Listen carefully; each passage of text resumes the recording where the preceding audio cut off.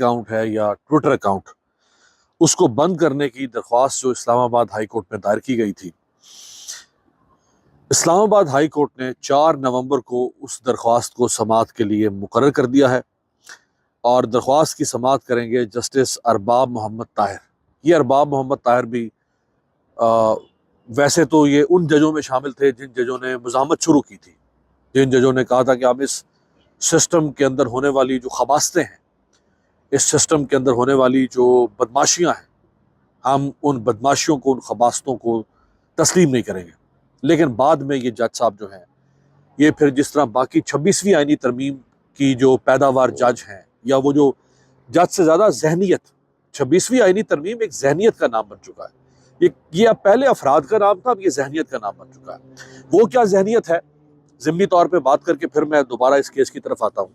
26ویں آئینی ترمیم والی ذہنیت یہ ہے کہ آپ نے بس جج بننا ہے،